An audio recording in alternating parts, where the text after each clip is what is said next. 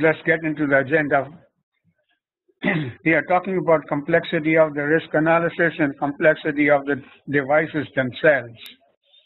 And I'll briefly cover the tools that we covered in the basic level for risk analysis and cover two more tools in this one.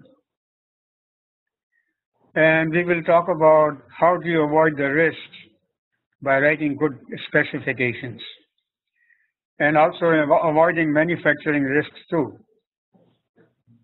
Then we'll talk about two tools that were not covered in the basic level. They are hazard analysis and critical control point process or system. And a second tool is HAZOP study process.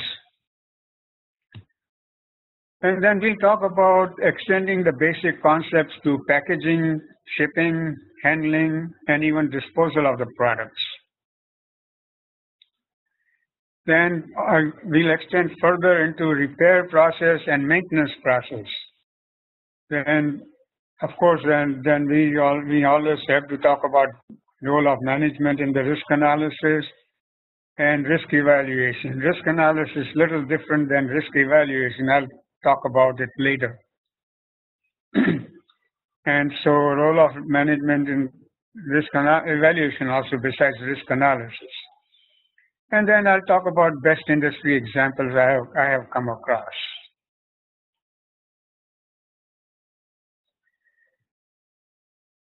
So of course,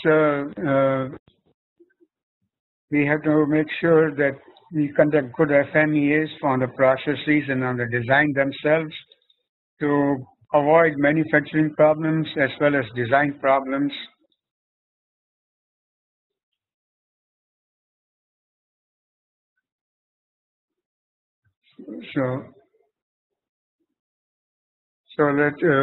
Let me just quickly glance through some of the slides. I just want to make sure I'm slide looking for. I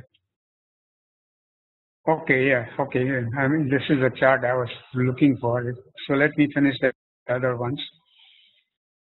Okay, so in one case, to avoid manufacturing problems, we had two teams.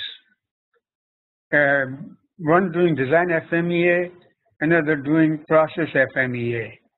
And we put them in one room, design FMEA team, another room, process FMEA team for the whole day.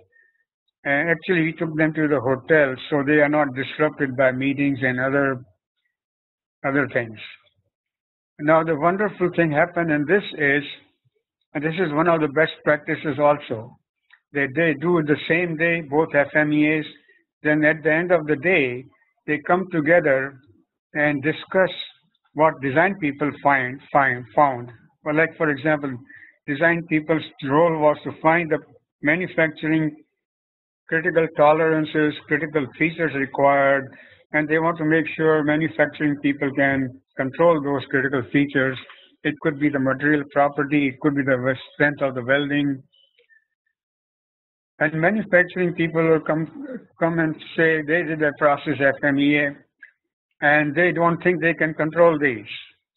And if they don't think they can control these, then manufacturing people can suggest changes in their specifications, or design engineers can themselves come up with the changes in their specifications. And same is true about manufacturing side. Manufacturing team told the design engineers what kind of problems they found that were not known to design engineers, and can the design engineers fix them by design. So these discussions led to more than 100 specification changes. Some were designed to avoid manufacturing failures, others were designed to avoid design failures.